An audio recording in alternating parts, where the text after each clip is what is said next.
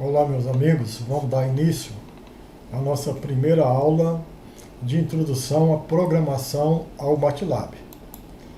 A gente espera que vocês já tenham instalado o aplicativo MATLAB e a gente vai oferecer para vocês noções básicas que seriam interessantes para uso no nosso curso de inteligência computacional aplicada ao melhoramento genético. Antes de abrir o MATLAB, a gente vai imaginar que a gente necessita usar da programação, principalmente no curso de inteligência computacional, porque nós temos um conjunto de informações, de dados, que constituem as nossas entradas. E esses dados deverão ser processados de maneira adequada e gerar uma determinada resposta, uma saída. Então, os problemas normalmente têm essas três partes: as informações, as entradas, o algoritmo, que permite o computador processar os dados, e a saída de resultado, que poderá ser uma análise, um relatório, um gráfico e assim por diante. Para ser mais concreto, vamos imaginar que a gente tenha três dados, x1, x2, x3, e que o nosso problema consiste em achar o menor valor desses três dados. Então, preciso de instruir o computador com uma lógica de programação colocada dentro de um algoritmo que permita realizar essa tarefa de achar o menor valor e aí, então, como saída, retornar a estimativa que representa o menor entre esses três valores introduzidos. Então, para que o computador realize essa tarefa, a gente precisa transmitir essas instruções por meio de uma lógica que vai ser transformada numa linguagem que você preferir.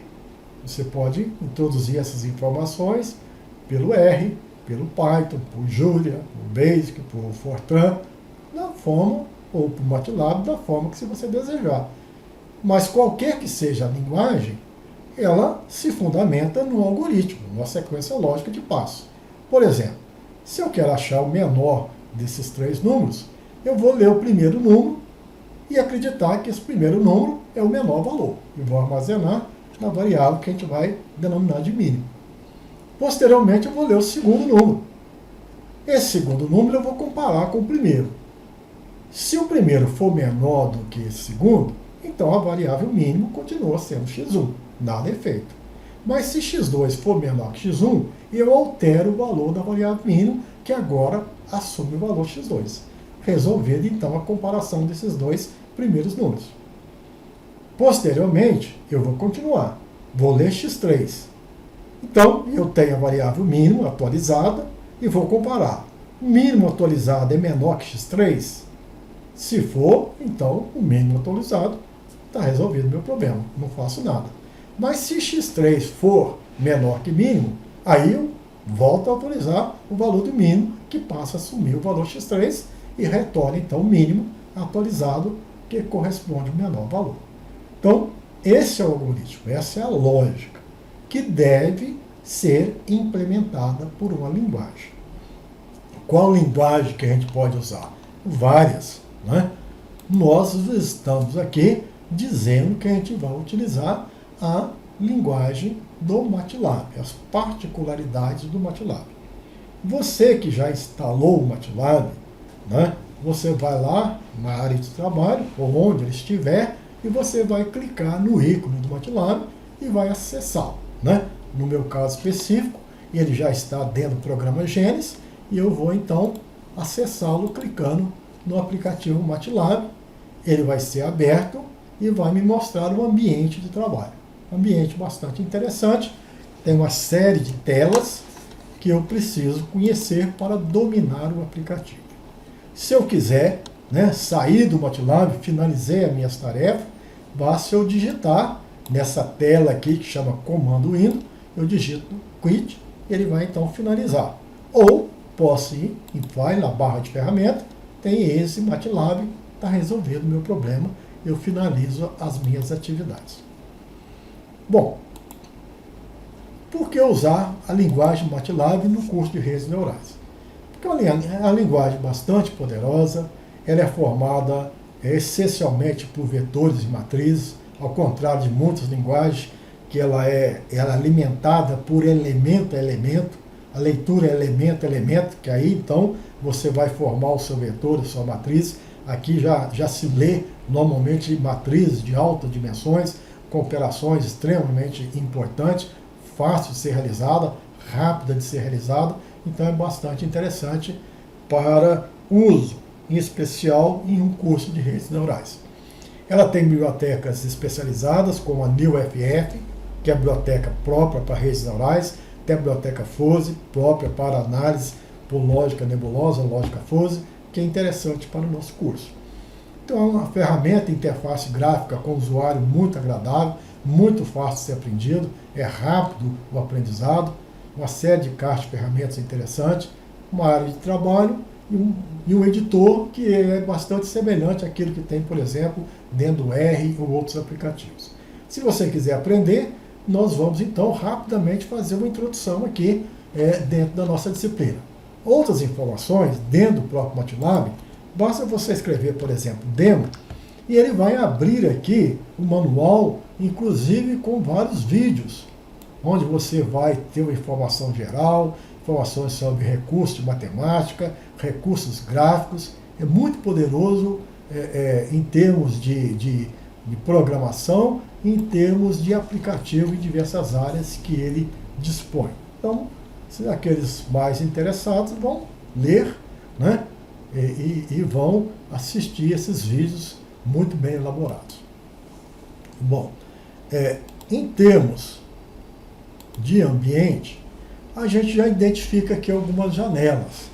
Essa comando Windows é onde você pode digitar aqui seus comandos, né, e vai ter aí acesso a uma série de procedimentos, helps e tudo mais. Existe uma tela de histórico. Tudo aquilo que eu digitar aqui vai para o meu histórico de trabalho. Então eu posso recuperar aquilo que eu estou fazendo passo a passo. Existe uma tela, né, uma área, que é o folder. É onde eu tenho os arquivos no diretório atual que eu estou trabalhando. O diretório que eu estou trabalhando aqui, nesse caso específico, foi o C2.dados. E o conteúdo, os arquivos que tem lá dentro são vários, né? Isso aqui é uma pasta lá do Gênesis, tem várias subpastas e arquivos lá dentro que o MATLAB está me apresentando. Existe o editor, que não está apresentado aqui, mas que daqui a pouco nós vamos ver de grande utilidade. Existe uma caixa de ferramentas, existem outras áreas que vão ser importantes, não é o nosso caso específico, mas que poderão ser acessadas. Então, aqui como ilustração, né, das janelas, aqui o editor, aqui o diretório, comando Windows, o workspace, o histórico. Por exemplo, aqui se eu quiser limpar, eu venho aqui em Edit, eu vou limpar esse histórico. Então, deseja limpar? Sim. Então, deixo limpo essa área de trabalho e vou, a partir de agora, perceber o que está sendo colocado lá. Né? Pois bem, eu vou trabalhar aqui no nosso curso com duas áreas básicas. A tela do comando Windows e a tela do editor. Então eu vou dispensar esse workspace e dispensar esse histórico.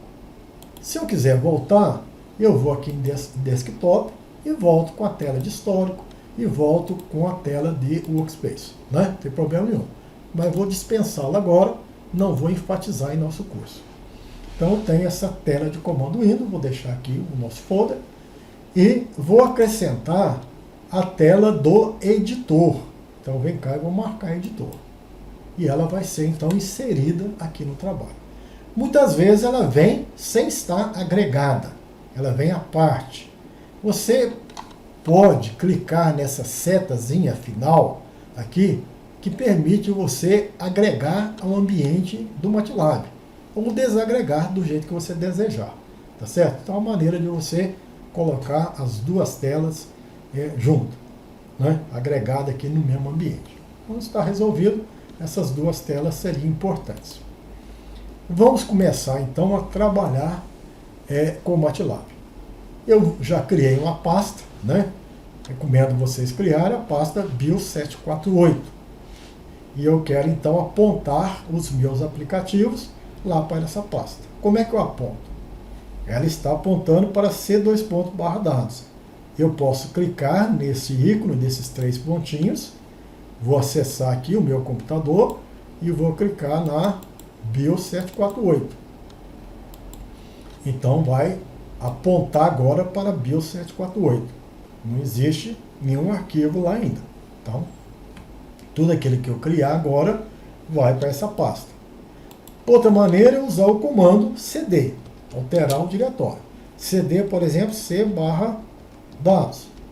Eu volto para a minha pasta, apontar para c2.dados. Eu quero agora voltar para cd, para BIOS748, cd BIOS748. Está resolvido o meu problema, dou Enter, então eu estou apontando para BIOS748. Vou criar um aplicativo, não tem nada ainda, então vou criar, salvar como um novo script, vou criar aqui um novo script, pronto para desenvolver, e já vou salvar esse novo script como sendo, por exemplo, exemplo 1. Então veja que a minha pasta agora já tem o exemplo 1, que vai ser o meu primeiro exemplo que eu vou digitar aqui nessa área do editor. Então, nós vamos então, já mudamos o diretório e já começamos a criar o nosso aplicativo. Então, fui lá em File, New Script, né? E tem uma área que eu vou agora desenvolver. Por exemplo, existe o primeiro comando que vocês vão aprender, é o disp, né? É onde você vai imprimir, um display, vai apresentar na tela qualquer informação que você desejar. Se você, né, cada comando do MATLAB, você pode ter acesso aqui a um help, como explicando o que esse comando vai fazer, né? Ele vai então imprimir alguma coisa na tela. Vamos imprimir aqui, bom dia mundo. Como é que eu executo esse comando? Eu executo esse comando apertando F5 com essa seta aqui. Essa seta salva essa linha, automaticamente vai salvar lá neste aplicativo e vai executar. Então, bom dia mundo. Vou aprender outro comando, a da limpeza da tela, é o CLC. Então vou limpar esse lixo aqui anterior. Vou dar um F5, apertar essa tecla, e aqui bom dia mundo, e o que estava para trás está limpo, né? Então esse é o nosso primeiro aplicativo. Esse é o nosso script gravado lá no exemplo 1.m. Então eu resolvi o meu problema. Se eu quiser trabalhar com variáveis, também é possível. Vou fazer um outro programa onde eu vou somar duas variáveis. Vou colocar CLC para limpar o que estiver atrás e vou atribuir A vale 2, colocar um ponto e vírgula. B vale 3, colocar um ponto e vírgula. C é igual a A mais B. Então vamos ver o que acontece quando eu executar esse programa. Ele vai me retornar o valor de C. Ele não me retornou o bom dia porque existe um CLC para limpar, né? E aqui eu coloquei A igual a 2, B igual a 3, C é igual a 5. Esse ponto e vírgula significa que a linha foi executada, mas ela não é exibida na tela. O computador, o MATLAB sabe quanto é que vale A? Sabe. A vale 2. Ele sabe quanto é que vale B? Sabe. Vale 3. Mas como está com ponto e vírgula, ele não imprimiu nem A e nem B. Mas imprimiu C porque não tem ponto e vírgula. Se eu tivesse tirado os pontos e vírgula, né, ele iria apresentar aqui o valor de A, o valor de B e o valor de C. Mas como não me interessa A e B, eu vou fazer uso do ponto e vírgula e vou apenas colocar C igual a 5. tá certo? Então nós aprendemos a trabalhar com variável e um recurso interessante que é a utilização do ponto e vírgula. Pois bem, existem vários tipos de variáveis que nós vamos aprender no momento oportuno. Tem as variáveis real e inteira, né? São variáveis numéricas. Tem variáveis complexas, né, com dupla precisão, bastante interessante, quando se quer trabalhar com maior número de casas decimal, tudo mais. Tem as variáveis caracteres, ou alfanuméricas, são variáveis texto. Tem células, que permite o armazenamento de variável de diferentes tipos. Também interessante para você montar tabelas. E tem variáveis na forma de estrutura, em que você pode chamar um determinado nome de um indivíduo, João, e ele vai te dar a idade, o peso, a altura. Então ele está uma estrutura de informação para cada uma daquelas entradas. Então nós vamos verificar que o MATLAB também, como outras linguagens, tem uma série de recursos de variáveis. Vamos imaginar que o formato de saída, né? Se eu digitar aqui o valor π, ele vai me dar 3,1416. Mas certamente que o valor de π, né, tem uma série de outras decimais que eu gostaria de ver. Então eu posso alterar a formatação. Para eu ter informações sobre a formatação, basta eu acionar o help do MATLAB e ele vai me dizer aqui o tipo de formatação que eu posso usar. Short, long, então existem vários tipos que você vai aprender aqui no MATLAB e que a gente, de uma maneira bastante simples, vamos dizer aqui como é que funciona. Se eu colocar esse formato short, ele vai apresentar com 5 dígitos. Eu posso apresentar o formato short acompanhado dessa letra E. Então, formato short E. E depois, a partir daqui, eu coloco o valor de π. Então, ele sai no formato exponencial, né? A maneira de eu apresentar essa variável numa forma que traz o exponencial. Da mesma forma, se eu quiser escrever formato long, o valor de π, só para tornar o programa mais limpo, eu vou limpar o que existia para trás e vou apenas comparar essa linha 8 com a linha 10, né? Então, estou especificando um formato exponencial e um formato longo. Então, ele vai me apresentar na tela, né, o valor de π aí com mais decimais. É possível de ser alterado, você vai lá e aprende como que você pode alterar esses valores. Existem outras formas, formato longo então sai na forma exponencial e longo, formato com valor, se tem valor positivo, negativo, zero, né? Uma aproximação racional, né? Eu posso transformar isso aqui numa razão P sobre Q, né? Que é o valor de π, mas numa razão sob a forma de fração. Bastante interessante também. Bom, alguns comandos gerais do MATLAB.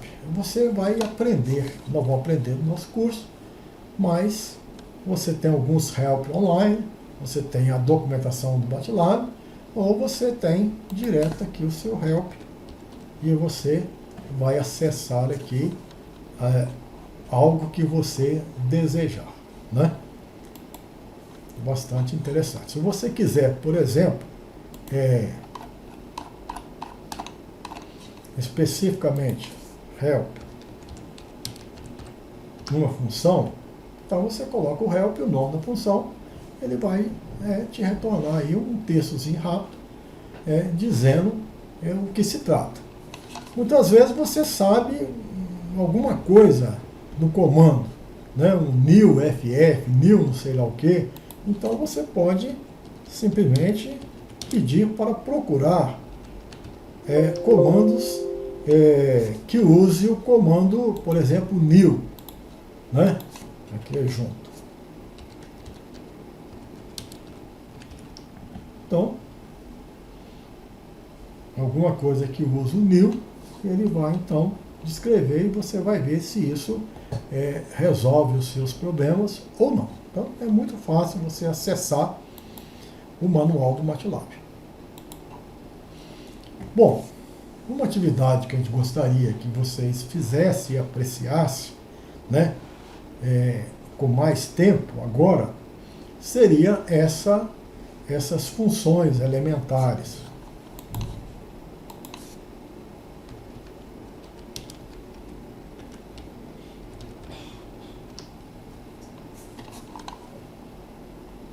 Seria bastante interessante porque elas serão úteis, né?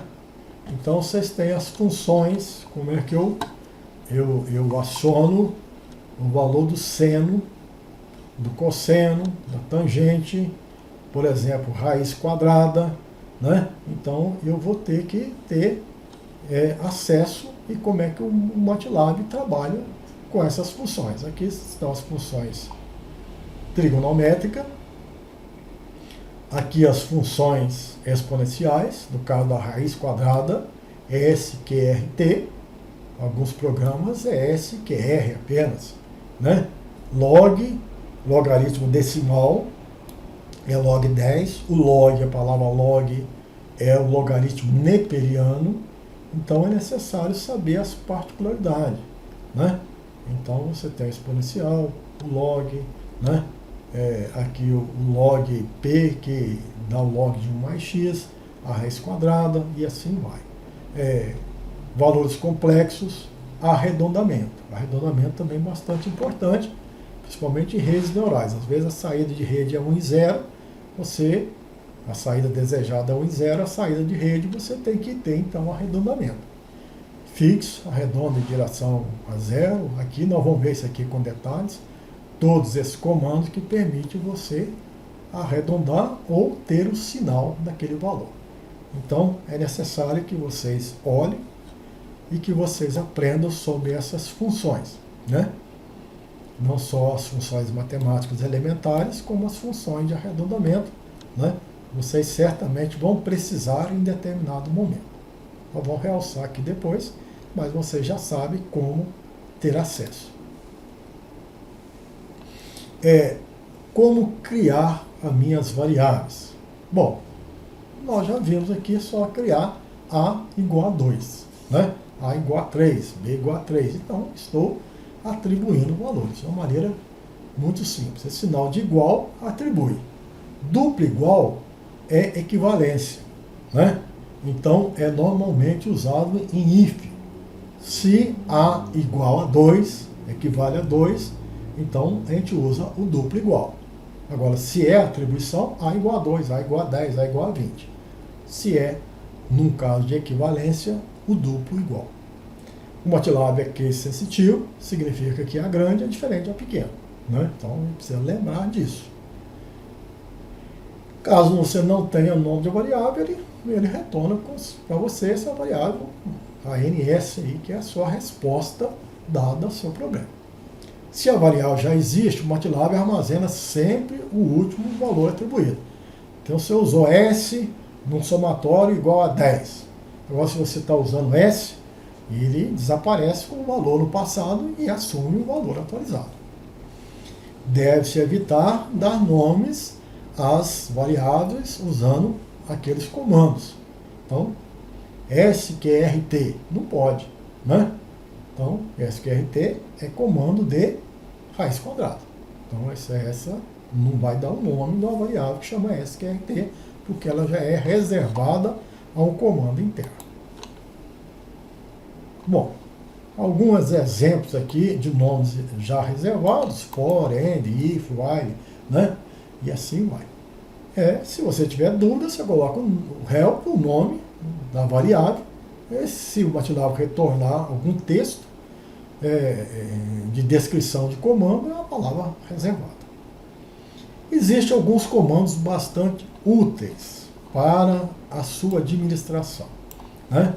Então, você pode listar as variáveis até então utilizadas.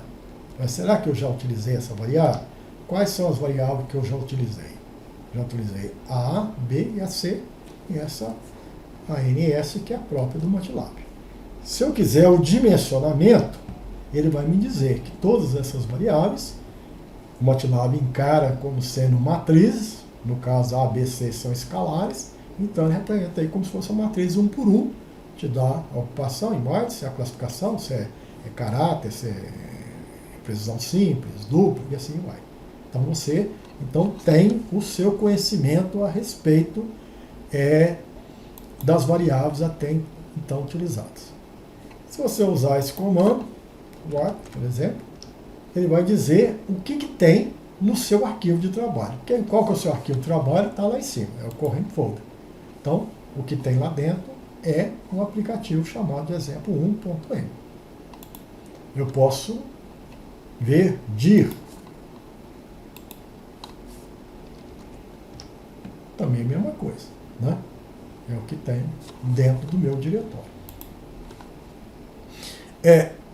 Existe alguns comandos importantes que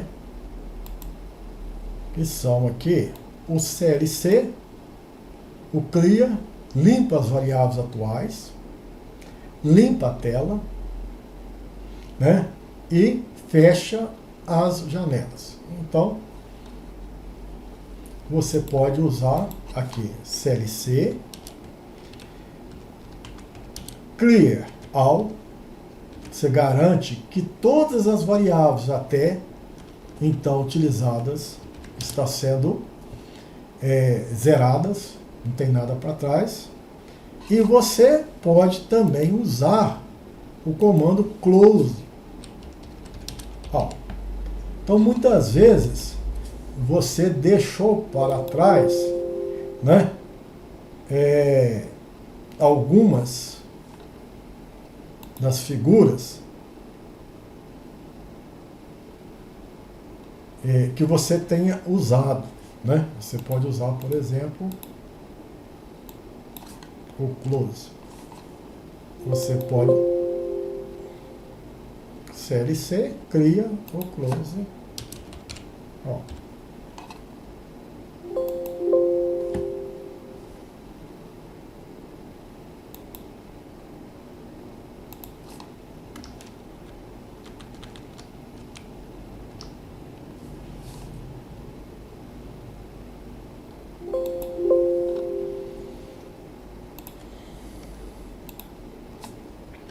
Separado por ponto e vírgula.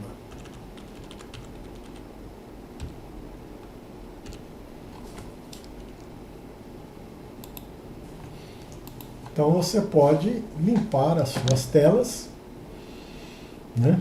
E então continuar aí o seu processamento.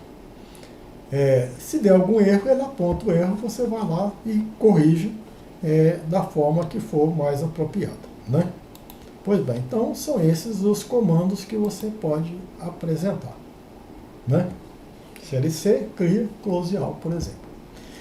Vamos fazer então uma atividade que é fornecer os valores de A, B e C e obter as raízes de uma equação aqui do tipo ax2 mais bx mais c igual a zero. Então, eu quero as raízes dessa equação. Nós sabemos que é x1 menos b mais ou menos a raiz quadrada do delta, que é b2 menos 4ac, sobre 2a. Né? Então, nós vamos limpar isso tudo e vamos, então, implementar o nosso aplicativo. Né?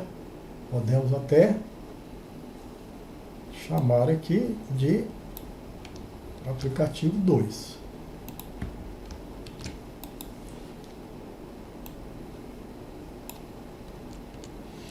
Por exemplo, atribuir valor de A igual a 1, B igual a 5, C igual a 0. Quero as raízes da equação. Então, eu vou achar o delta, que é B2 menos 4AC. achar x1, que é menos b mais raiz quadrada de delta sobre 2a. Ou x2 menos b menos raiz quadrada de delta sobre 2a. Veja que eu estou usando aqui o valor das raízes. Então, o valor de delta está imprimindo, vale 1, x1 vale menos 2 e x2 vale menos 3. Se eu perguntar aqui quais variáveis eu usei a variável A, B, C, delta, x1 e x2. Se eu quisesse o dimensionamento, da mesma forma. Tá certo? Então, a gente teria essas possibilidades, é um algoritmo, né? Ele foram introduzidas as variáveis no editor e aqui eu tenho a minha resposta. Bom, então, alguns lembretes. Criando as variáveis. O ponto e vírgula, nós já sabemos então que ele executa, mas não exibe o resultado lá na minha tela de saída. Você pode usar a vírgula, permite a execução de 2 comandos na mesma linha, lembrando que eles seriam executados um atrás do outro. O Ctrl+C sempre é bom aprender. Para aqueles indivíduos que entrar em pânico, algumas vezes que travar, o Ctrl+C, ele interrompe a execução. Se você colocar essa seta, ele vai me dizer os últimos comandos que eu utilizei. Né? Ele guarda o histórico daquilo que eu estou utilizando. Bastante interessante. Para fazer comentário, você pode colocar essa porcentagem, que indica que é um comentário. Duplo porcentagem, ele determina uma área que pode ser executada com Ctrl Enter. E 3 pontinhos permite você continuar uma linha. Então, aqui nós podemos colocar comentários. Limpeza, limpar telas e variáveis. Aqui nós podemos ter um outro comentário, introdução das variáveis.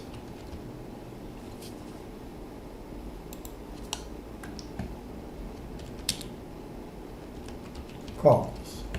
Então, o meu programa está documentado. Tá certo? Ele está documentado. Aqui eu posso agora ter uma área. Posso escrever qualquer coisa aqui. Por exemplo, A igual a 10, B igual a 20, B igual a 20, C igual a A mais B. Quero finalizar esta área. Digamos que eu queira executar essa parte de cima, ou apenas essa parte de baixo. Né? Vamos limpar a tela aqui, CLC. Eu quero executar somente essa área. Então, vem cá, dou Ctrl Enter, ele vai executar somente a linha 12, 13, 14, dentro dessa faixa delimitada, né? Por esse porcentagem. Então, se você clicar aqui, né, ele vai executar tudo. Da primeira linha até a última linha. Mas se eu, no meu programa, delimitar em faixas, é possível ir em faixa após faixa, dando Ctrl Enter e fazendo a execução local, não a execução global do meu aplicativo. Bastante útil, principalmente quando você está procurando alguns problemas, erros que podem ter acontecido. Então, nós temos aí uma atividade para você observar, então, esses efeitos dessas marcações. Né? Agora vamos fazer aqui um outro programa, que é Vamos pensar nessa linha de comando. Começar com n igual a 1. Enquanto n for maior que 0, faça n igual a n mais 1. Então ele vai imprimir o n, o 1, porque aqui não tem ponto e vírgula. E posteriormente ele vai imprimir, né, o 2, o 3, infinitamente. E esse programa não tem fim. Tá certo? Está rodando, não tem fim. É um loop, né, que não foi colocado um final para ele. Como é que eu interrompo? Eu vou interrompendo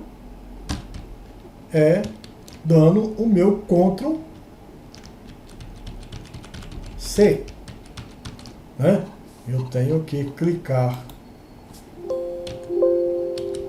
nessa área de comando indo para que ele receba a informação e então digitar o Ctrl C. Executando de novo, aqui começou, clico aqui embaixo e ele vai receber o Ctrl C, tá certo? Ele então interrompe o meu processamento, né?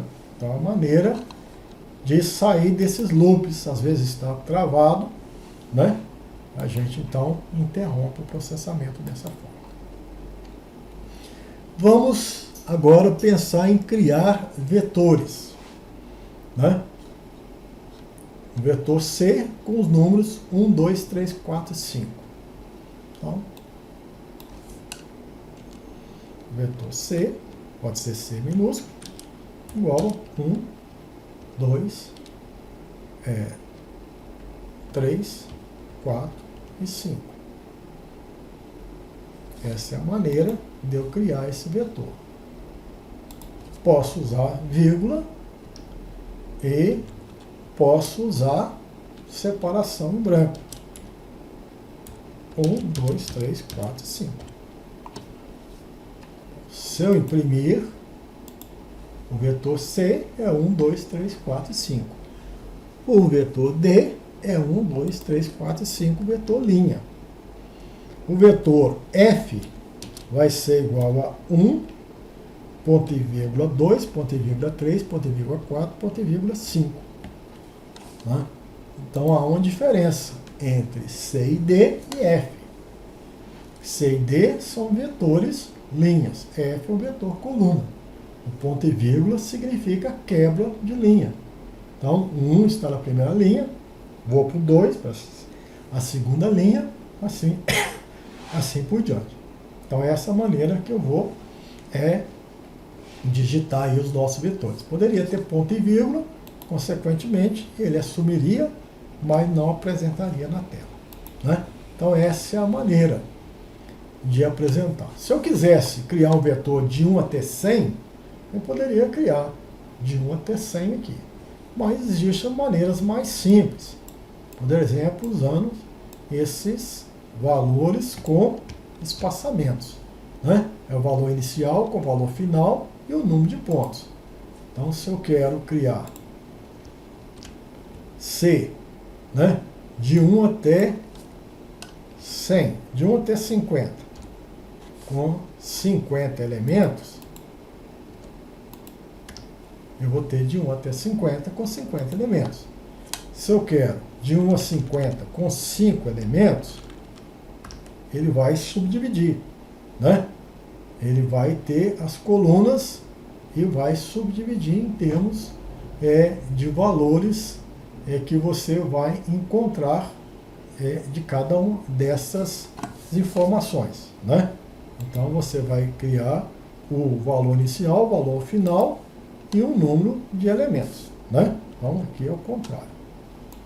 De 1 até 50, por exemplo, com 5 elementos. 1, 3, 12,5, assim vai.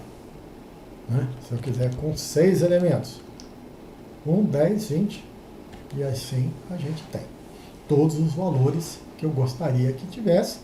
Tem 6 elementos, 1, 2, 3, 4, 5, 6, igualmente espaçados. Né? Então, é uma maneira de criar um determinado vetor.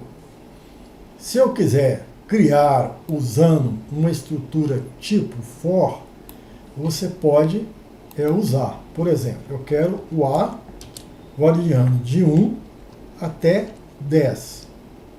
Eu quero o A variando de 1 até 11, de 2 em 2. Então tem 1, 3, 5, 7, 9 e 11. Então tem o primeiro elemento, o último elemento e o passo, e o incremento de um número em relação ao teu outro. Então dá para criar um vetor facilmente utilizando tipo a estrutura de for, né? Ou simplesmente usando for mesmo, né? Existem alguns comandos, por exemplo, for e variando de 1 até 5, end. Então, eu posso criar aqui esse, né, vetor C. O primeiro elemento vai sair com o valor 1. O segundo elemento com o valor 2. E assim por diante. Então, ele está me dizendo que na linha 8, for i de 1 até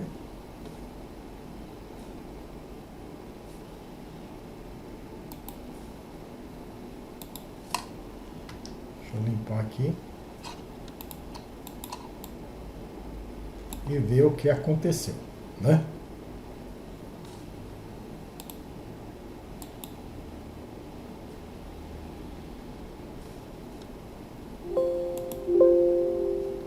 Nós vamos ver como é que funciona o for. For. Então a gente aprende que houve um erro, que na verdade este for aqui é com letra minúscula. E aí então ele abre esse laço de 1, variando de 1 até 3, até 5, vai atribuir os valores, e aí então eu terei a minha resposta do vetor C, que pode ser impressa ao executar aquele comando, né? Então aqui tinha um ponto e vírgula, ele executou, mas não apresentou. Aí na linha 6 eu coloquei a variável C para ele ser apresentado, né, na tela, então ele se apresenta aqui. Eu poderia ter feito aqui de 1 até 11, passo 2, né? Então ele vai criar o vetor C, que vai ser o elemento 1, 3, o 5, o 7, assim por diante. Então ele vai, né, atribuir os valores que eu tenho de 1 até 11, né? E nesse caso específico, esses elementos aqui foram desconsiderados.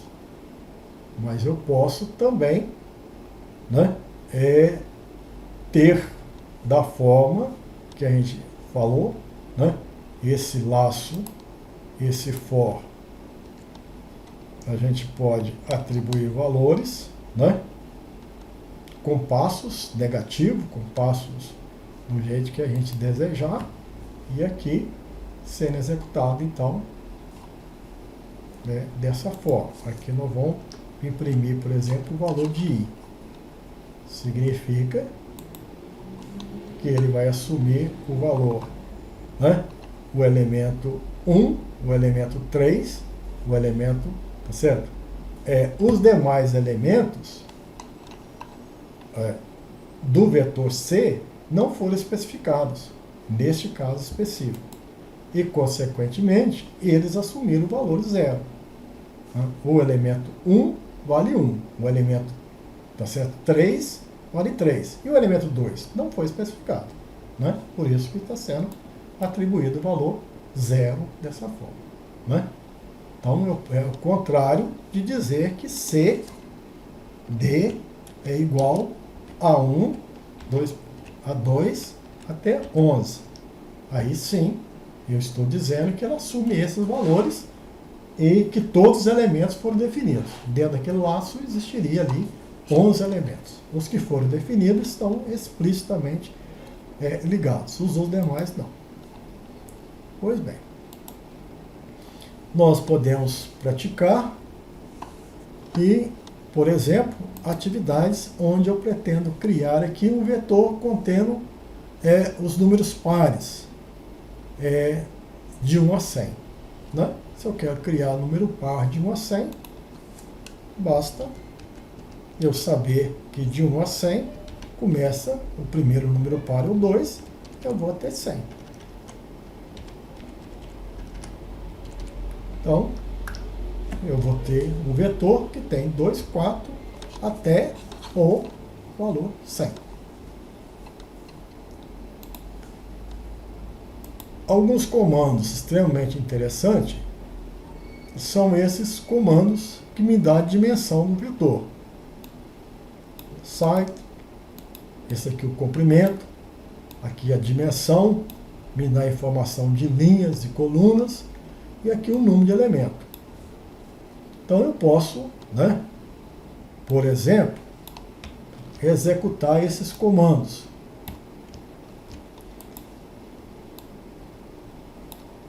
Aqui eu quero os números ímpares, de 1 até 100, e contar quantos números ímpares existem. Então, esse aqui, os números ímpares, de 1 até 100, é 1, 3 até 99. Quantos elementos, qual que é o comprimento desse vetor? É o comprimento 50. Qual que é a dimensão desse vetor? É 1 por 50. Qual que é o número de elementos do vetor? A diferença aqui é que o número de elementos poderia ser usado para uma matriz. A matriz ela seria, por exemplo, uma matriz quadrada, né? Uma matriz 2 por 3, então ele vai contar quantos elementos. Esse size aqui me dá as duas dimensões. Eu posso falar aqui, ó, número de linha, número de coluna, igual a dimensão desse vetor. Então, o número de linha é igual a 1, o número de coluna é igual a 50. Às vezes eu quero saber quantas entradas e quantas variáveis. Então, esse comando size me retorna duas informações, o número de linha e o número de coluna. O comprimento do vetor é dado por esse comando, e o número de elementos ele é dado por esse outro comando aplicável a matrizes e a vetores. Algumas manipulações de vetores são básicas. Vamos considerar aqui um vetor A, um vetor B, aqui as propriedades de soma, subtração, aqui as operações ponto a ponto, e aqui as operações, por exemplo, de transposição e outras existentes. Mas essas operações serão vistas em próximas aulas, em que a gente vai detalhar um pouco mais sobre esse assunto.